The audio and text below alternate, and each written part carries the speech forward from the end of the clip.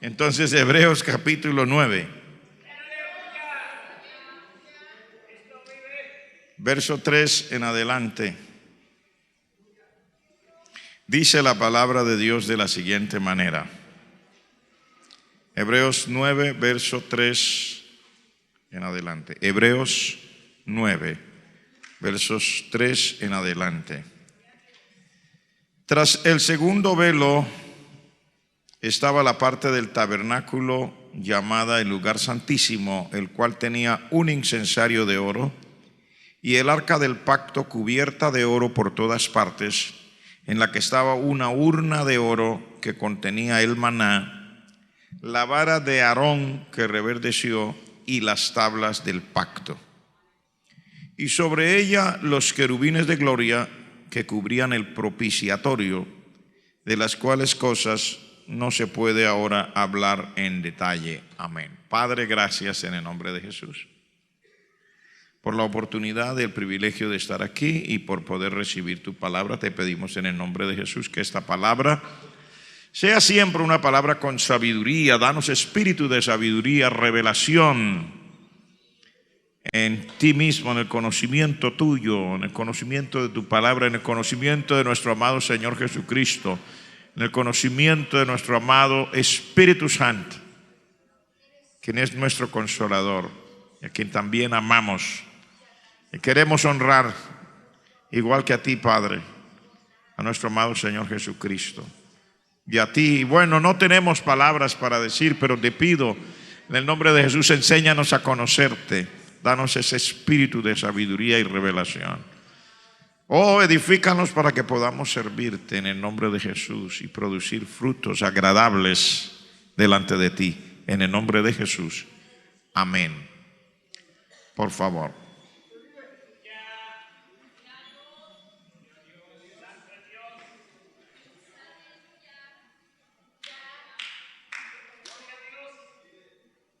El arca del pacto. Wow, qué título, ¿verdad? Hoy vamos a hablar del arca del pacto. El arca del pacto. La vez pasada, acuerden que estamos estudiando aquí en el libro de Hebreos el tabernáculo. Ya fuimos al lugar santo, ya miramos la mesa de los panes de la proposición. Ya entramos al lugar santísimo. Y la vez pasada vimos el candelabro de oro, o sea, la lámpara, y el domingo anterior vimos el incensario y el altar donde se ofrecía el incienso, ¿verdad? Y hoy vamos a ver el arca del pacto. Habían materiales en cuanto a metales que se usaron en la construcción del tabernáculo por orden de Dios. Diferentes metales. Sobresalen oro, plata y bronce. Esos eran metales que se usaron en los artículos o muebles y en la construcción del tabernáculo. También se usó madera en la construcción de los muebles. Por ejemplo, el altar donde se ofrecía el incienso que vimos el domingo anterior era de madera de acacia, cubierta de oro. La mesa donde se ponían los panes de la proposición también era de madera de acacia, cubierta de oro. Y hoy vamos a ver el arca del pacto y también estaba hecho de madera de acacia. Madera de acacia. Yo voy a pedir la ayuda de un hermano que es uno más entre nosotros, pero le quiero pedir la ayuda, hermano Wilson. Voy a dar estas medidas si usted me ayuda con la idea de la medida. El arca que era de madera de acacia, tenía 2,5 codos de largo. Un codo de hombre eran 45 centímetros.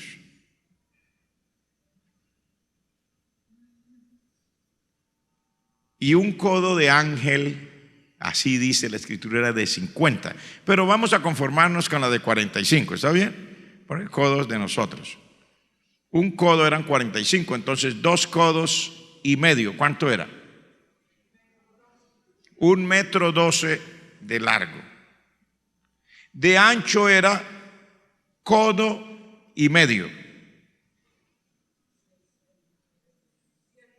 77,5. ¿Ah? 77. Perdón si me... 6,7. Perdón si mi pronunciación a veces es... necesitamos un traductor para el pastor. 6,7 de ancho.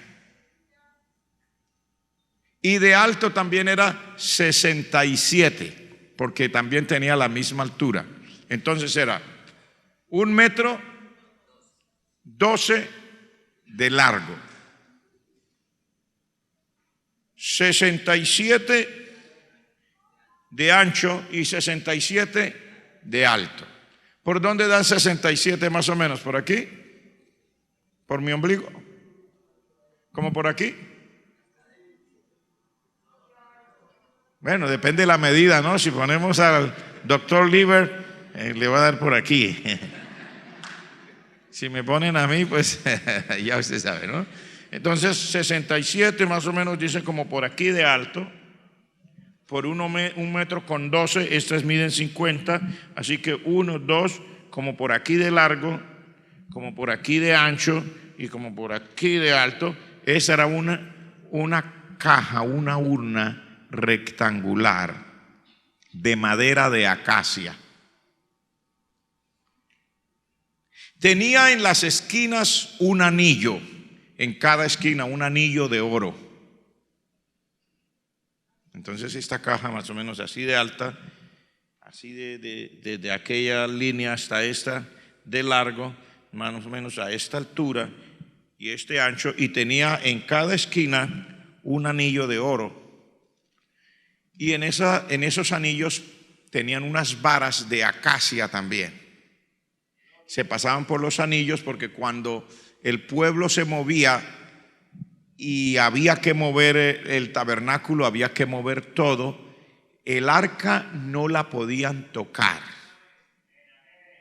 Debía ser llevada sobre los hombros de los levitas, que eran los que hacían el trabajo duro del tabernáculo. O sea, me refiero la parte, como usted diría, de obreros rasos, buscar la leña, poner las cosas para el sacrificio, mover, desbaratar todo eso. Los levitas estaban ahí, también hacían otro trabajo duro, cantar. O sea, no, eso no es trabajo duro. Bueno, si a usted canta como pasa conmigo, que canta únicamente en el baño cuando le cae el agua fría, pues no es un trabajo muy duro. Pero si había un día completo que era una fiesta nacional y había que cantar, pues pregúntele a mi esposa cuando canta 1 hora si siente que se agita o no. Sobre todo cuando están cantando con todas las personas. Y si es más de 1 hora, pregunten si es tan sencillo. Yo he encontrado cantantes que se quedan sin voz porque ya han cantado bastante. Y ellos no era solamente cantar, ellos cantaban porque era su oficio, pero también tenían que ensayar o estudiar. Los levitas que estaban dedicados a cantar había una escuela de música, para que me entienda más claro. Era una escuela de música dirigida por ellos mismos, los mayores, y le ponían a los menores, los enseñaban a cantar, hacían varias voces, porque no era así como que, hermanos, para la gloria de Dios, y si me equivoco, ahí perdonen. No, señor, no, tenía que salir bien.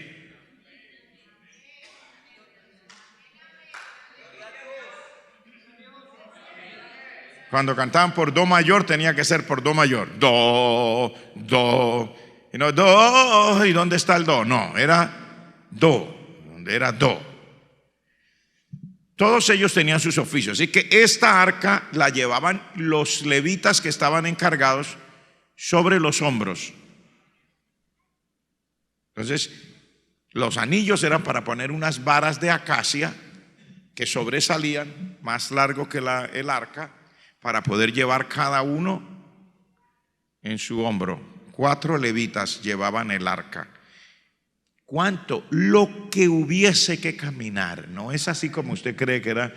No, si había que caminar hoy porque ellos iban en el desierto andando, si había que caminar 10, 15, 20 kilómetros, tenía que caminar con el arca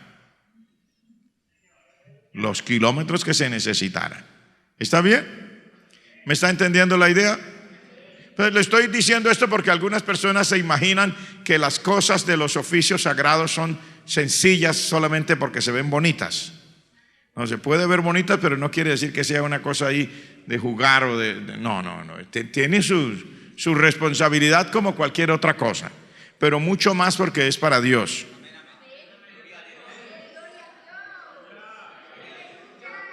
Bueno, entonces, esta arca que dice la Biblia, el arca del pacto. Aclaramos que los pactos de Dios no fueron pactos que hicieron Dios y el hombre, no. No son unos pactos con 2 firmas, no. Los pactos de Dios con el hombre han sido de una sola firma, la firma de Dios. Dios hace el pacto con los hombres, pero nosotros no firmamos porque nosotros, se los dije un día, no cumplimos ni años.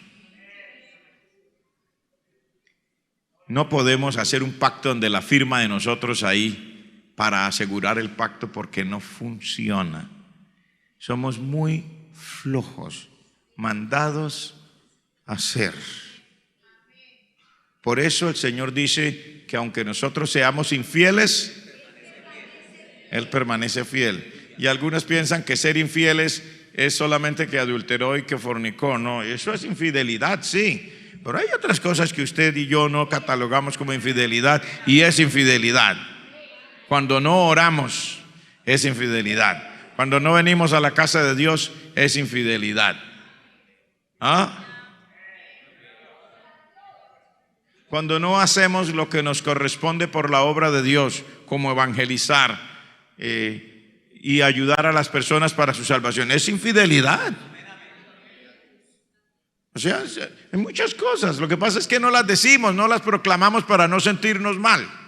Porque ojos que no ven, corazón que no siente, ¿cierto? Si no lo predicamos, pues no me siento mal. Pero hay muchas cosas en nosotros que son infidelidad. Cuando no amo a mi hermana, es infidelidad. Cuando no amo a mi hermano, es infidelidad. Cuando no aporto a la obra de Dios lo que se supone que lo aporte, o vamos a decir en términos más claros, cuando no pago lo que le pertenece a Dios, también es infidelidad. Eso es como cuando usted toma una casa en arriendo y no paga el arriendo. A ver, ¿usted paga arriendo? ¿Sí? ¿Tiene que pagarlo? ¿Lo paga? Porque si no lo paga, ¿qué pasa? Cuando lo vean a usted con un maletincito así, le dicen, no pago el arriendo. ¿Entendido? Cuando uno toma una casa en arriendo tiene que pagar, pero si no lo paga, eso es una infidelidad y se supone que lo voten. Menos mal que el Señor dice, aunque nosotros fuéramos infieles, Él permanece fiel. Por eso usted no nos ve con la maletica, pero ay, desde el cielo sí nos ven con una maletica, porque no ha pagado. Eso es infidelidad. Pero nosotros, y hablo ahora aquí en la iglesia local, yo casi nunca menciono estas cosas. Usted ve, un hermano me reclamó un día: pastor, ¿por qué en esta iglesia no se recoge la ofrenda y no pasan los hermanos y no hacen oración? Señor Padre Celestial, mueve a tu pueblo a dar, Dios mío, para que tu obra sea prosperada. ¿Por qué usted no? Que nosotros ponemos allá una caja, una cosa, una urna, un buzón, como usted lo quiera llamar, y el que vaya a ofrendar, ofrende allá, y el que vaya a diezmar, porque aquí no le vamos a sacar a usted el dinero ni del bolsillo, ni tampoco con palabras así, mire, no, si usted cree que usted ha sido bendecido por Dios, si usted cree que Dios lo está ayudando, y si usted cree que Dios realmente ha hecho lo que Él ha hecho, etcétera, etcétera, mire, allá hay un sitio, y lo decimos al final, allá atrás.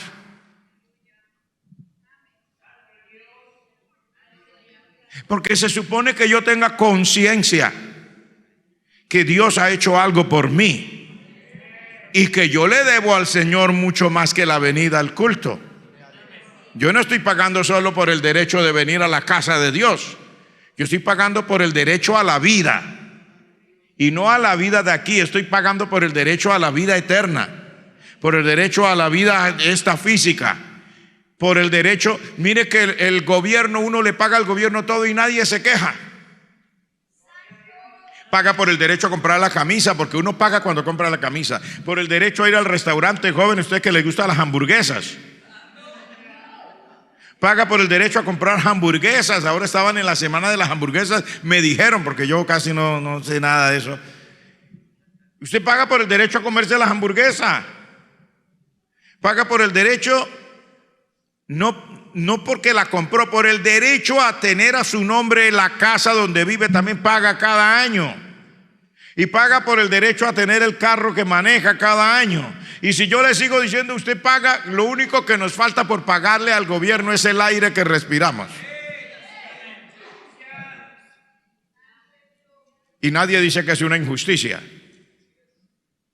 Bueno, estaba diciéndoles de eso porque hay muchas cosas que son una infidelidad. Nosotros, por eso Dios, Él hace el pacto con nosotros. Él dice: yo hago el pacto con ustedes, yo firmo, si ustedes son infieles, yo voy a permanecer fiel.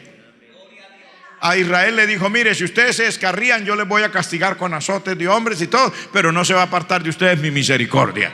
Voy a estar ahí siempre. Eso es Él, su pacto con el ser humano. Así que se llama el arca del pacto. Porque Dios, aleluya, mírela, ahí está. Oh, se pueden apagar un poquito la luz de acá, podemos ver mejor esa arca ahí. Un poquito la luz de acá, a ver, mis ayudantes que son especialistas en todo esto. Ahí les digo, tenemos un propósito, queremos poner unas pantallas de verdad ahí.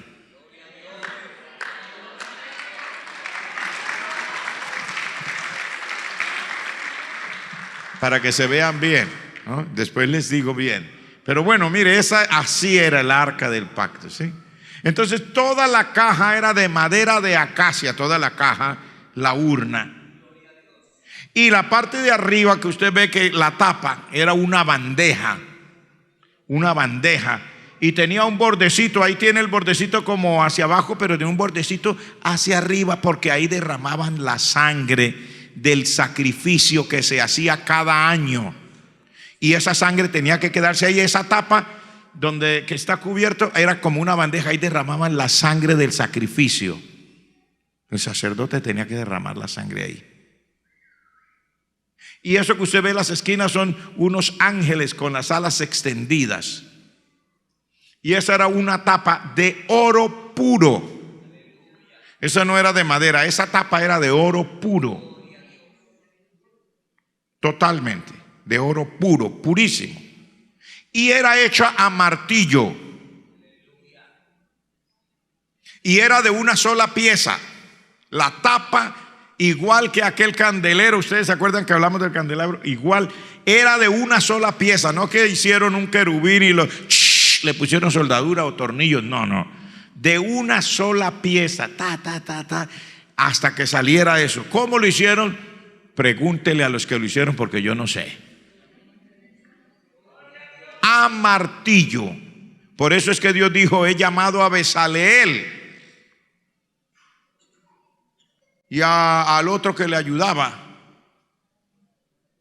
que les dijo: yo los he llenado del Espíritu de Dios en sabiduría para hacer esas cosas. Entonces, esa tapa era de oro puro. Y esa tapa, nosotros le llamamos el propiciatorio en español. En inglés se llama the mercy seat, que quiere decir el trono de misericordia. Mercy seat, el trono de misericordia. ¿Por qué se llamaba el trono de misericordia? Porque una vez al año el sumo sacerdote ofrecía un sacrificio por toda la nación para que Dios limpiara y perdonara los pecados de toda la nación. Y con la sangre que recogían del sacrificio, una parte él rociaba sobre la gente, pero el resto de la sangre venía y la derramaba en esa bandeja. Ahí. Y Dios veía esa sangre del sacrificio y perdonaba al pueblo.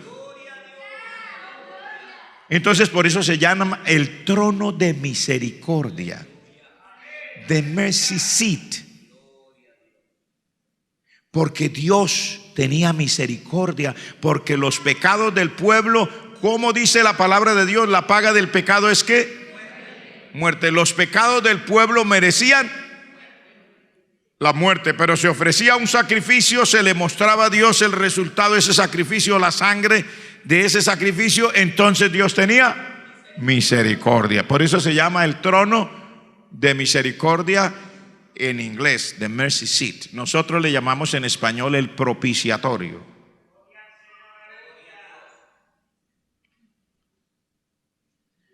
La tapa era de oro puro, pero quiero hablar entonces de lo que había adentro. Dice que habían 3 cosas adentro.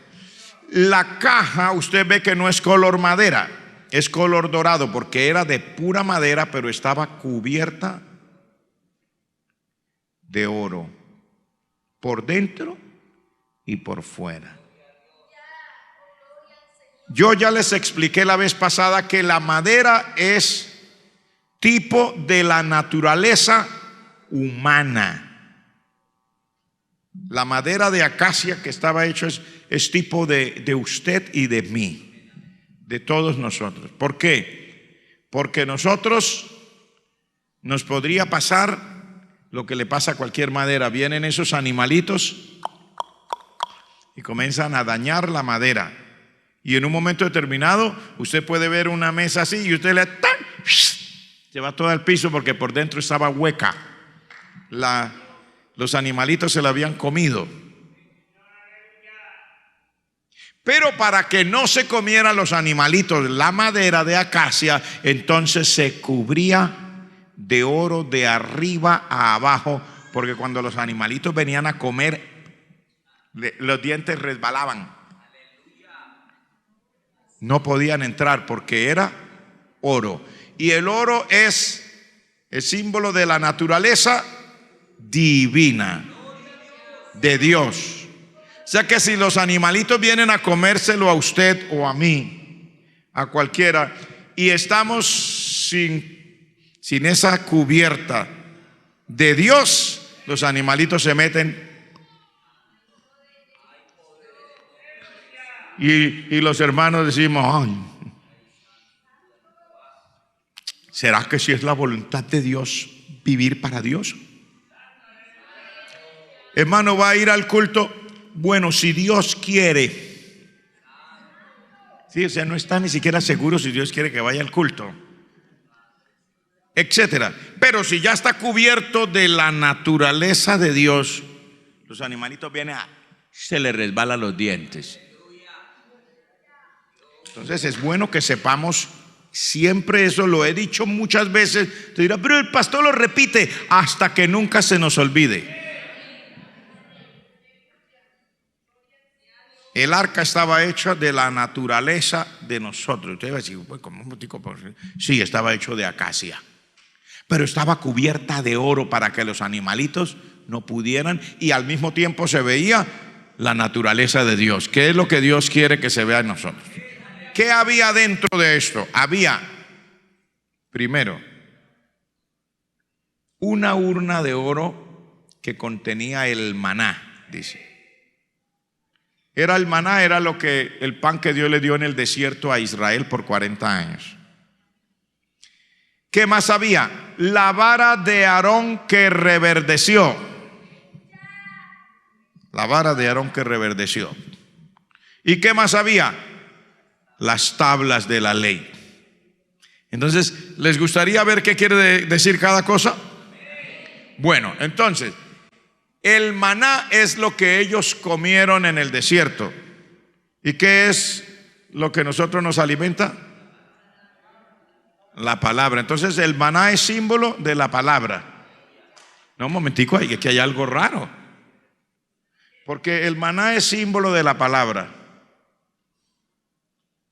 ¿Y las tablas de la ley? También, ¿por qué no? Dos cosas. Pero son lo mismo. ¿Son lo mismo? No son lo mismo. Las tablas de la ley son la palabra y el maná también. Entonces, pero no son lo mismo. ¿Y en dónde está la diferencia? Espera un momentito y verá. Espera un momentito. ¿Y qué más había? Una vara. La vara de Aarón que reverdeció. Entonces vamos por parte. Vamos primero con el maná. ¿Qué era el maná? Era un pan que caía del cielo durante la noche con el rocío. Y se llenaba todo el campamento, por todas las callecitas, por todas partes caía maná y la gente lo recogía por la mañana y comía. Cada día recogían lo que se iban a comer en el día. Tenía que sacar la cuenta cuánto comía y ponerse a dieta. Y sacar la cuenta cuántos hijos tenía, etcétera, y recoger lo que se iba a comer. No podía dejar. Tiene que comerse lo que recogió, comérselo hoy. No podía guardar para mañana.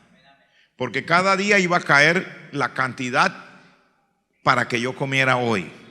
Pero el sexto día caía más y había que recoger el doble. Porque había que lo de hoy y lo del otro día, lo del séptimo, que era un día de descansar. ¿Sí? ¿Estamos? No podía guardar, que a uno le gusta guardar, pero no podía guardar. Pero el sexto día recogía para hoy y para mañana. Si usted recogía el lunes y guardaba para el martes, la Biblia dice se llenaba de gusanos, se podría. Pero si recogía el día sexto, que podría ser decir nosotros el sábado, ¿cierto?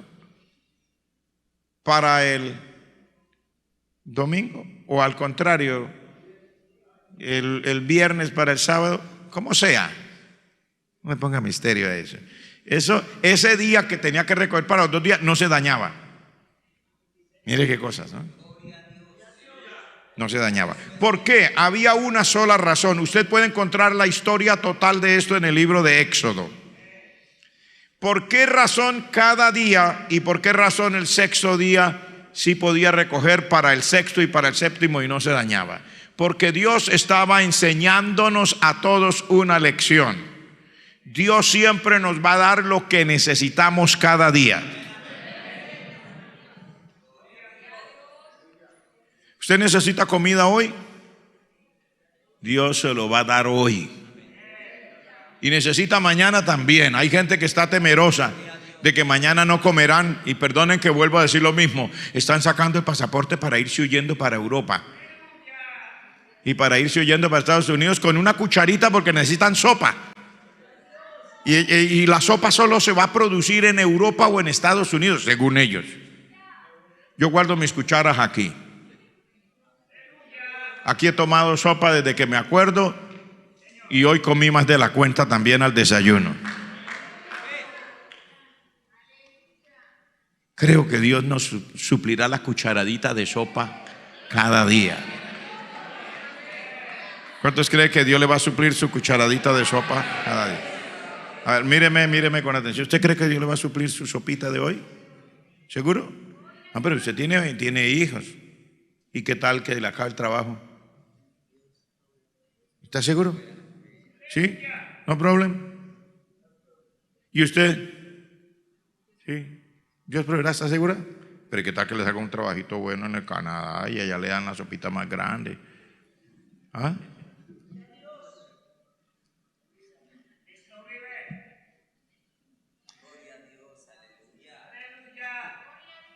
Lo que le estoy diciendo es una cosa que nosotros debemos tener claro, y es que la provisión de Dios es real.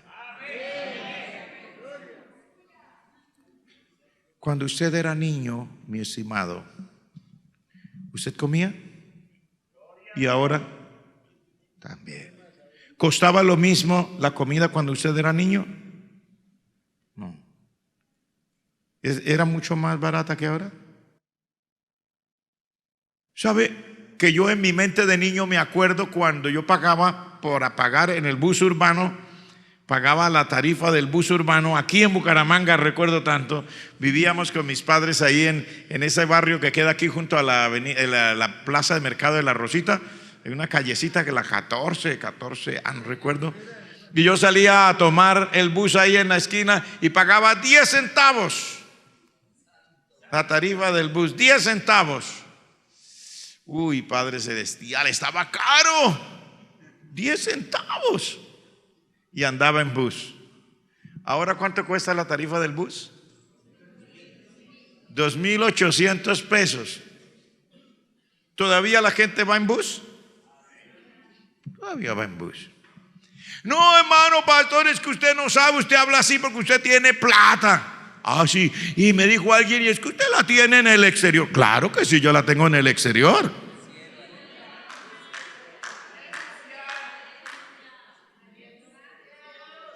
Yo tengo plata en el exterior, porque donde la deje, aquí, me toca tenerla en el exterior, para cuando se necesite mandarla a traer del exterior.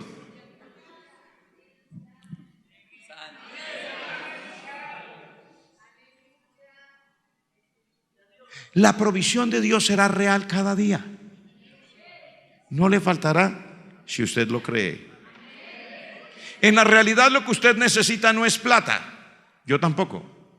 En la realidad lo que necesitamos es la provisión de cada día. Así que cuando el Señor Jesucristo habla de la provisión, no habla de dinero.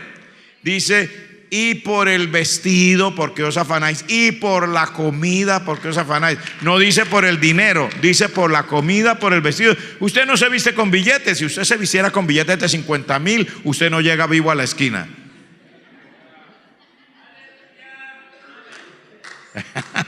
Ay, ay, ay. Será no porque el pastor es muy chistoso, pero la verdad, usted no se viste con billetes. Si se vistiera con billetes de 50,000, usted no llega vivo a la esquina. Hay que hacer el funeral en la siguiente casa. Lo que usted necesita no son billetes para vestirse, es el vestido.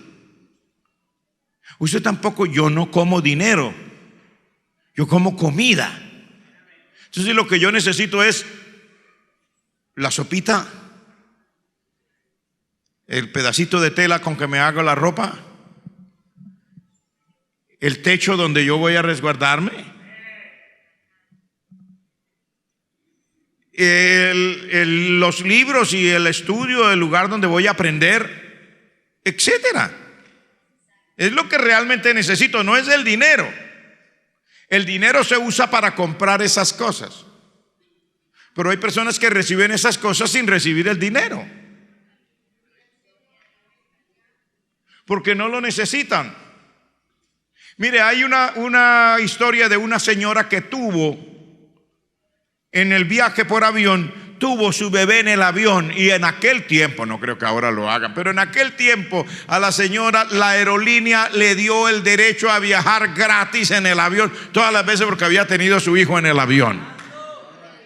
Dice que ella no necesitaba dinero. Ella llegaba a la aerolínea y sacaba al niño. Este nació aquí. Y a una vez le hacían el tiquete. ¿Ve? No era el dinero. ¿Cuánto me entiende lo que quiero decir? Esa es la vida. Y el Señor nos enseña, dice, ¿por qué se afanan por la comida? ¿Por qué se afanan por el vestido? No dice por el dinero, dice por la comida. O sea, porque son las cosas que cubren mi necesidad. ¿Por qué se afanan? Y Él dice, cada día trae su propio mal o su propio afán. Entonces, Dios le va a suplir. Pero también decía, el sexto día recoja para dos, porque usted debe descansar un día y dedicar ese día para mí. Y eso es también enseñanza de Dios. Este mundo anda de mal en peor porque ni descansar queremos. No va al culto porque está trabajando. No va a ver a la esposa porque está trabajando. No ve a los hijos porque está trabajando. No puede jugar con los niños porque está trabajando. O sea, no descansamos ni para el Señor ni para la familia. No hay descanso. Y que no, que pastor, la vida está dura, tengo que trabajar hasta que me reviente. Y le pasa como la chicharra. ¿Cuántos conocen ese animalito que le llamamos la chicharra? En el árbol, ¡pum!,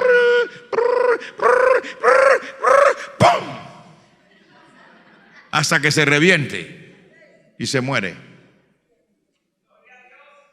Pero el Señor dijo, no, el sexto día recojan para el sexto día y para el séptimo. Tiene que descansar un día, y ese día démelo a mí. O sea, alabe mi nombre, deme gracias que yo le doy.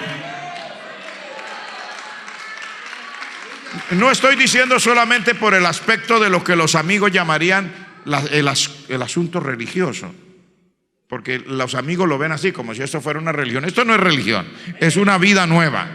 Pero no es que solamente no era para descansar o para dedicarlo a Dios, era para que descansara. Se llamaba el día de reposo, o sea, el día de descanso. La gente tenía que descansar, porque si no se revienta. Para que le quede tiempo para sí mismo también. Pero hay gente que no quiere descansar nunca porque va a encontrar otro billete de 50,000. Pero resulta que el billetito de 50,000 se lo va a gastar en médicos. Cuando esté a punto de reventarse, va a llamar al médico, va a ir a todos los especialistas. Yo sé de eso porque me ha tocado el año pasado y eso que descanso. Porque algunos hermanos son testigos que usted me llama, por ejemplo, a las 10:30 de la noche, me escribió un WhatsApp. Yo no sé qué pasó. A esa hora ya el pastor está como en el quinto cielo. Y dejo por allá ese aparato por allá, donde no me moleste. O lo pongo en silencio. No me moleste, yo estoy descansando, caramba. Tiene que haber un descanso. Igual pasa un día determinado en que yo deberé descansar.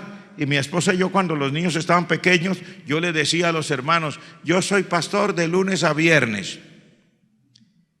El sábado, soy padre de familia y mi esposa es madre de familia. Nos íbamos con los hijos a pasear a donde quieran. Pues casi siempre íbamos a la misma parte, porque Bucaramanga no tiene sino las mismas partes. Entonces íbamos a la misma parte, intentábamos jugar con nuestros hijos, pero tiene que haber un descanso. Y digo, nosotros lo hacíamos así ese día porque el día domingo que ustedes están descansando, entonces yo me levanto a veces a las 3 de la mañana, no les voy a decir a qué otras horas, a qué horas se levantó hoy, no le voy a decir, averígüelo, pero yo me levanto y este es el día tal vez más fuerte para mí.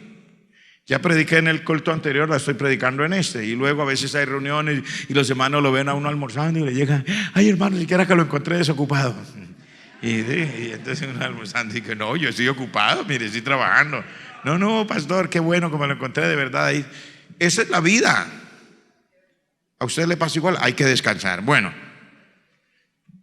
¿Qué representa el maná? Representa la comida que el pueblo se comía. Y entonces las tablas de la ley, la comida que el pueblo se comía es la palabra de Dios, y las tablas de la ley también. Entonces, ¿por qué dos? Mire qué cosa. El maná era blando.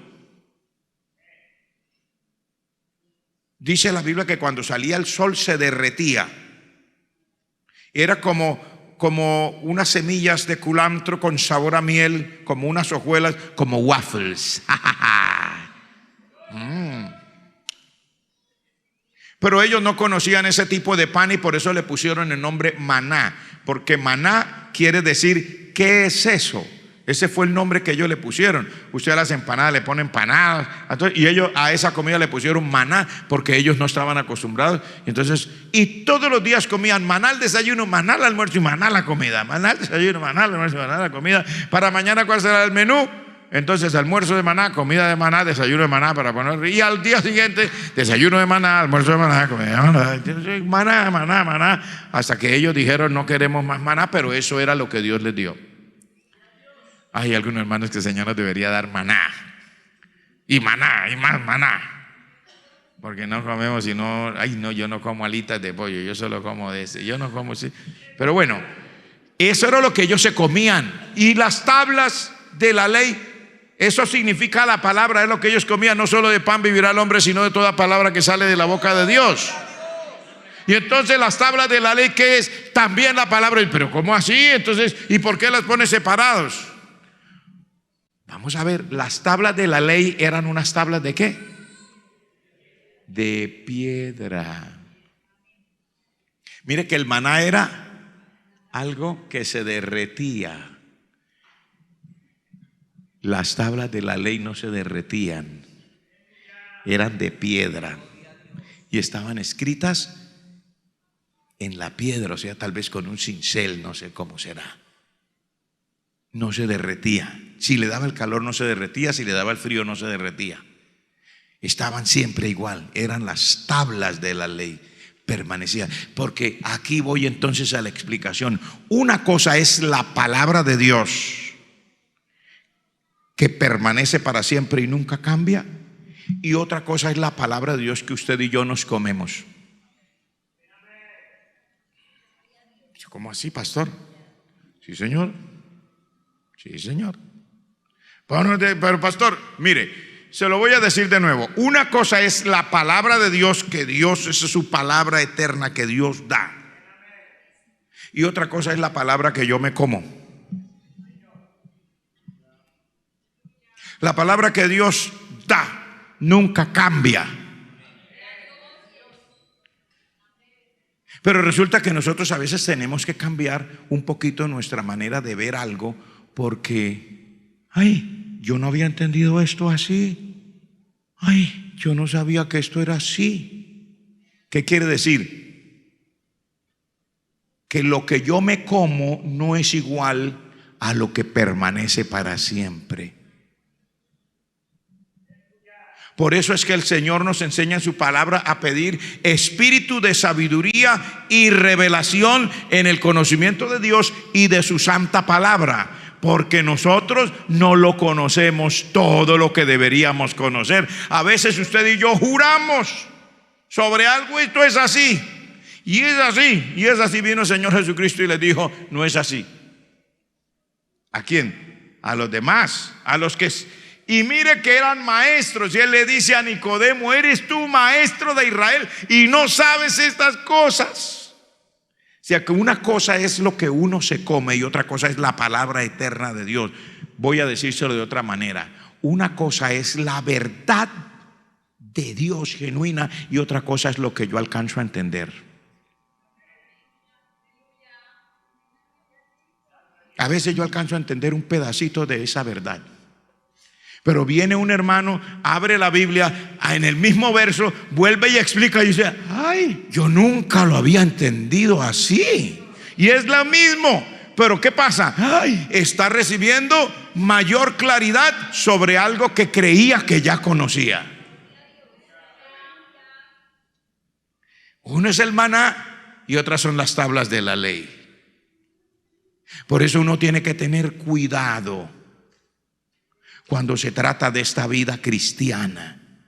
Porque a veces cuando nosotros estamos frente a la palabra, nosotros creemos que lo que yo entiendo es la última verdad.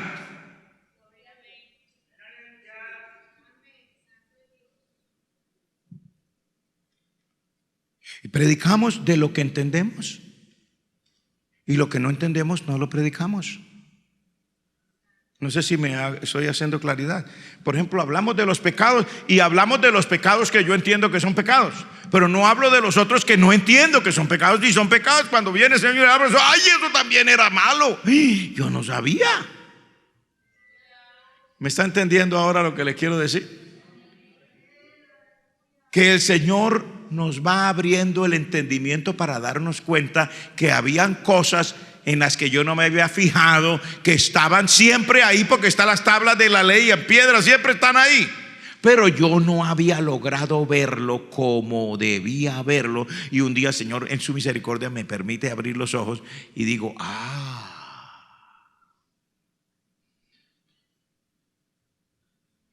por eso es que estaba el maná y también las tablas de la ley. Las tablas de la ley significa la palabra de Dios, la verdad de Él, que la entiende Él todo. Y hay cosas que usted y yo no entendemos. Entendemos un pedacito y no entendemos el resto. No entendemos de las cosas que desagradan a Dios y tampoco entendemos de las que le agradan. No todo lo entendemos, entendemos pedazos, pero no entendemos todo. Bueno, no sé si esto será un pecado. Estoy tratando de explicar algo que tal vez sea como muy complicado para la mente de algunos. No, pero ¿cómo voy a decir que yo no tengo la verdad? Yo tengo la verdad. Si usted tiene la verdad, pero ¿entiende toda la verdad? Felipe le preguntó al etíope, ¿entiendes lo que lees? Y hay cosas que están ahí como un secreto, escondidas en las tablas de la ley, pero todavía no me las he podido comer.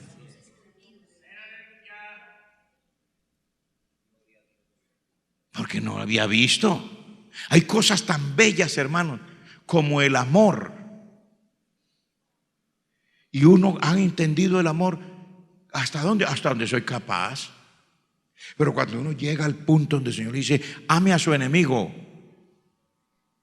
Esta mañana en el culto primero que ya predicamos estaba explicándole, mire, Dios ama a todo el mundo, al hermano de la iglesia y al que no es creyente, hermano de la iglesia, también lo ama. ¿Cómo así? Sí, Señor. Mire cómo dice en el Evangelio, dice, amen a sus enemigos para que sean hijos de su Padre que está en el cielo, el cual hace salir su sol sobre buenos y sobre malos, y hace caer la lluvia sobre justos y sobre injustos. O sea que al que no es creyente también Dios le da comida, ¿o no? Y le da ropa, ¿o no? Los inconversos andan desnudos, Dios le da ropa y todavía no son creyentes. Es que Dios no me amó a mí cuando yo ya estaba bien, me amó a mí cuando yo estaba mal. O sea que ya me amaba. Dice, los leoncillos necesitan y tienen hambre, vuestro Padre Celestial los alimenta. Alimenta a los leoncillos, alimenta a la gente que no conoce a Cristo. Mire, el borracho, si el Señor se enojara, dejaba morir de hambre al borracho, ¿sí o no? ¿Cómo así? Va y recibe el sueldo. Tiene 3 hijos en la casa esperando el parcito de zapatos. Y usted viene y se queda en la tiendita de la esquina, en el bar de mala muerte, se va a gastar el dinero de los zapatos de los niños, hombre, la platica del arriendo, y más encima va a llegar a la casa a golpear a la señora. No, pues el Señor diría, no, pues cerrémosle la llavecita a este y no le damos ni siquiera comida ni nada. Se moría, ¿cierto? Pero no, usted ve que el borracho sigue vivo y a veces hasta gordo, dijo un salmista. ¿O no? ¿O estoy diciendo mentiras? Es Dios que permite que el creyente y el no creyente coman, el creyente y el no creyente vistan, el creyente y el no creyente vivan bajo un techo, el creyente y el no creyente tengan un trabajo, El creyente y el no creyente desarrollen su intelecto. El creyente y el no creyente puedan desarrollarse en las artes, ¿o no? Es Dios. Si Él se enojara con el no creyente o con el injusto, no le llueve más. Se moría de hambre. No le doy techo. Andaba como un indigente. No, hay no creyentes que tienen mejores casas que la suya.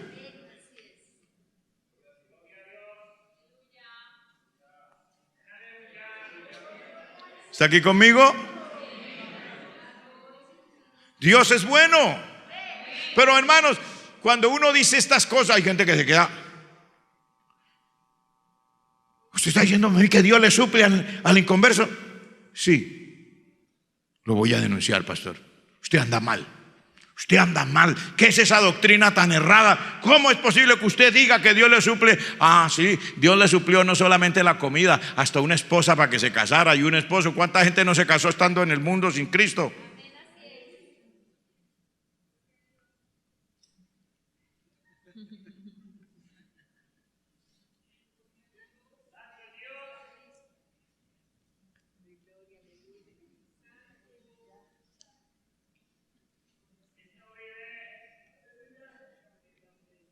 ¿Qué piensa?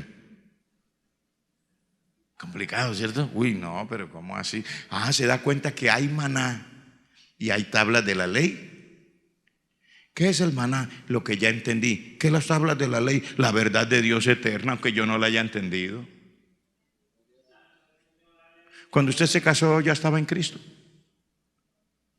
¿Se entiende con su esposa? ¿Cree que es una bendición? Dios le dio hijos en ese tiempo. Y se siente bien, pero no era creyente. ¿Y cómo encontró una esposa buena? Usted que era, sin ser creyente, ¿usted cómo encontró una esposa buena, hombre? ¿Cómo así? No, eso es trampa. ¿Cómo así? Ve, Dios le dio una esposa buena y no era creyente.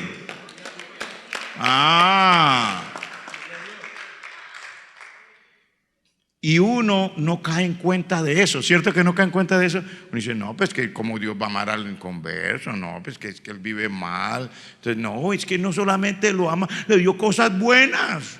Le dio una esposa, le dio un esposo, le dio unos hijos. Esas son cosas buenas. Le dio un trabajo, lo guardó de que no lo atropellara el tren aquel cuando estaba borracho, que se pasó por las casas del tren y casi lo atropelló. Lo guardó, todo eso, y era sin estar en Cristo. ¿Se da cuenta usted que hay cosas hermosas, hermosas? No estoy hablando de nada negativo, estoy hablando de algo positivo, hermosísimas del amor de Dios que uno medio alcanza a entender. Medio alcanza uno a entender. Y el Señor dice, oiga, yo quiero que ustedes hagan igual que yo. Dice el Señor, yo quiero que usted ame también al justo y al injusto. Y si alguien lo persigue, yo quiero que usted ore por él, que yo lo bendiga. Y si alguien, pues usted no, sí. Dice, para que sea hijo de su Padre que está en el cielo, porque su papá es así, su padre es así.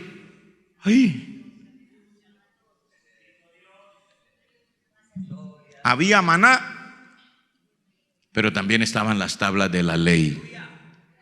O sea, las tablas de la ley representan esa palabra de Dios tan grande y eterna que nunca se moverá de ahí, no importa si usted diga que yo estaba diciendo lo correcto o incorrecto. Esa palabra siempre estará ahí. Y el maná es lo que yo sí alcanzo a masticar. ¡Bum! Ya pasó. Y la vara de Aarón, porque ahí se me va a ir el tiempo, padre, ya se me fue. La vara de Aarón, cuando una vez en la Biblia, en el libro de Números, usted lo va a encontrar. Hubo un grupo de personas que se rebelaron contra Aarón, porque Aarón era el sumo sacerdote, y el sumo sacerdote tenía unas vestiduras que parecía un rey. El sumo sacerdote tenía unas vestiduras que parecía un rey. Le voy a medio describir rápido porque se me acabó el tiempo. Una túnica de lino fino, un manto y una cosa que le llamaban efod. La costura del manto con el efod era con hilos de oro.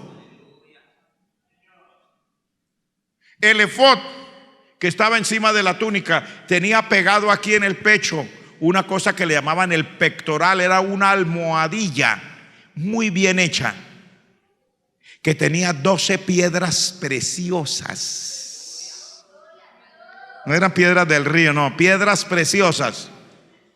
Y en cada una estaba escrito un nombre de una de las tribus de Israel.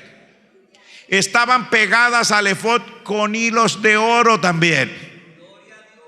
Y tenía una mitra, o sea, un turbante, para que me entienda. Y aquí en la parte del frente tenía una lámina de oro. Era como una corona. En la lámina de oro decía santidad a Jehová. ¿Para qué le sigo diciendo? La gente veía al sumo sacerdote y creían estar viendo a un rey. De hecho, dicen los historiadores que cuando los griegos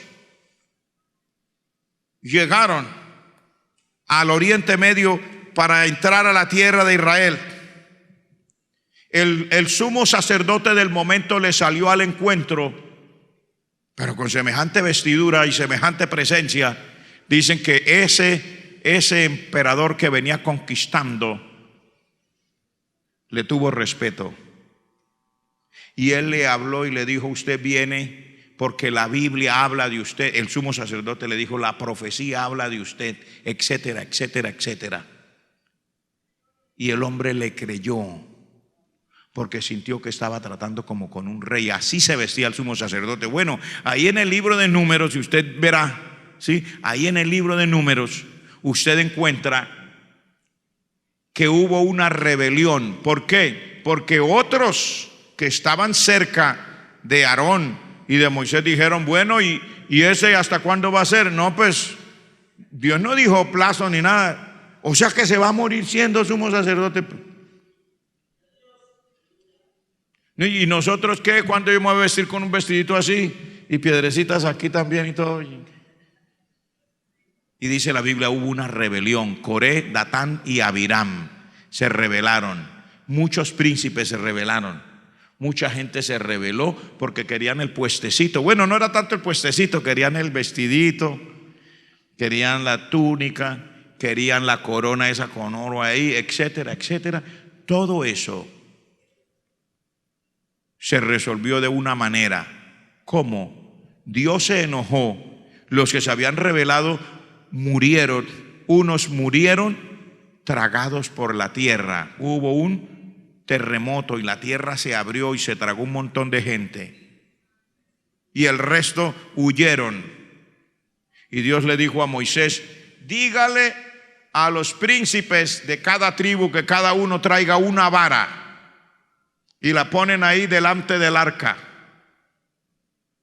y esperan hasta mañana que le escriban el nombre de cada uno y de su tribu en la vara. Entonces el que era tribu de Judá, fulano, tribu de fulano, y en la tribu de Leví pues escribió Aarón, y pusieron las varas allá. Y Moisés salió y dice: así dice Dios, el que Dios haya escogido mañana se sabrá, porque la vara de esa persona va a reverdecer en una noche y va a brotar frutos de almendras, o sea, las pepitas, las nueces. Y dice la Biblia: al otro día Moisés entró a mirar, sacó las varas, y ¿sabe cuál vara había reverdecido? La de Aarón. Había echado flores y había sacado almendras, dice. Y cada uno tuvo que recoger su varita y llevársela para su casa. La única vara que podía permanecer delante de Dios era la vara de Aarón. ¿Sabe qué nos quiere decir eso? Nos quiere decir a nosotros que Dios hace cosas y es soberano y pone a quien Él quiera, sin importar lo que usted y yo pensemos y como usted y yo juzguemos. Eso me parece asombroso. Yo mismo como pastor me siento asombradísimo. Yo, estoy hablando yo. Me siento asombradísimo porque nosotros no entendemos todas esas verdades. Seamos honestos, no las entendemos. Porque Aarón, el hombre que Dios escogió para estar ahí y que esa vara estaba ahí dentro del arca, será Aarón, no era el mejor de Israel. Y usted lo sabe. La Biblia dice que Moisés se subió al monte a hablar con Dios y Aarón le ayudó a la gente a hacer un becerro de oro y dirigió la fiesta. Ay, pastor, no siga predicando que estoy confundido. Bueno, se acabó el tiempo. Nos vamos a quedar confundidos. Solo le quiero decir una cosa. Dios es mucho más de lo que usted y yo creemos. Yo no puedo mover a Dios, Dios me mueve a mí. Yo no puedo manejar a Dios por lo que yo pienso. Él me maneja a mí así yo no lo entienda. Yo me quedo asombrado. Estoy hablando sin estar haciendo apología de las equivocaciones ni del pecado. Bueno, al que no entiende qué es lo que quiero decir, digo, no estoy haciendo apología, quiere decir, no estoy dando respaldo a que el que esté allá escogido ya se equivoque o no. No estoy diciendo eso, estoy diciendo, me asombro de la soberanía de Dios. ¿Por qué Dios decide dejar en el sacerdocio? Porque mientras Dios le estaba diciendo a Moisés, y usted lo puede estudiar en la Biblia, libro de Éxodo, mientras Dios le está diciendo a Moisés allá en el monte, me ungirás a Aarón para que sea el sumo sacerdote y a sus hijos. Aarón estaba aquí haciendo un becerro de oro para la gente. En ese mismo momento Dios le está diciendo, Aarón es, y Aarón estaba aquí haciendo todo lo opuesto a lo que se esperaría de él. Y Moisés se enojó con Aarón. Y Moisés rompió las tablas, le dio mucha ira, como le daría a usted y a mí. ¿Qué mal te ha hecho este pueblo? Le reclamó Moisés a Aarón, porque eran hermanos de carne. ¿Qué mal te ha hecho este pueblo para que salgas con eso? ¿Cómo se atreves a hacer un becerro de oro? Y Aarón se disculpó, ¿cierto? Digo, no, bueno, yo realmente... Mire, hermanito mío, lo que pasa aquí es que el pueblo me dijo, Moisés se murió, ya 40 días está muerto. Y nosotros nos quedamos aquí así. ¿Y ahora quién nos va a dirigir? Pues los únicos dioses que nosotros conocemos son los de Egipto. Háganos algún dios, algo para que nos dirija. Y yo les recogí que ellos me trajeron anillitos, pulseritas, candonguitas y cositas así. Y las eché aquí y salió eso. ¿Y yo qué culpa tengo? Ese era Aarón. Ese era Aarón. Y yo me asombro. ¿Qué hubiera hecho usted y yo? No, hermano, lo lamento. Yo quería que usted fuera sumo sacerdote, pero usted no es ni sumo ni sacerdote tampoco. ¿O no? Sí, piénselo y verá. Pero Dios siguió adelante con su plan y dijo, Aarón, sigue en eso. Ese es el plan mío. Asombroso. Yo no puedo explicarlo. No le estoy diciendo que me gusta o no. Le estoy diciendo, no puedo explicarlo. Mi cabeza es muy pequeña para explicar la soberanía de Dios. No puedo. ¿Por qué lo hace? No sé. Cuando lleguemos allá a la presencia de Él vamos a entender lo que no entiendo aquí. Pero sencillamente no lo puedo explicar. Yo no puedo. Solo sé que así es. Solo sé que la vara de Aarón seguía ahí. Para siempre la vara de Aarón quedó entre esa urna, entre esa arca. Porque Dios es soberano. Porque Dios habría podido decir, quitamos a Aarón y ponemos a cualquier otro. Pero no lo quitó. Oiga, asombroso. No puedo explicar, o sea, sencillamente no puedo. Solo estoy diciendo lo que había ahí y cómo me impresiona a mí. No sé si a usted lo impresiona. No sé si a usted lo impresiona, pero a mí me impresiona y no puedo explicarlo. Yo no tengo razones para decir.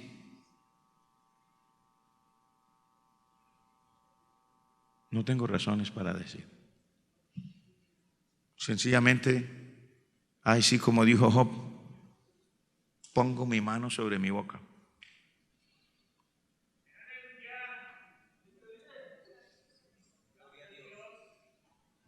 No puedo decir nada más. Ay, sí, y lo digo delante de ustedes, estoy terminando. Pongo mi mano sobre la boca. No puedo explicarlo. Es de verdad, no puedo explicarlo. ¿Por qué? ¿Por qué es así? No sé, no sé. Sí. Solo quiero darle gracias a Él por ser Dios.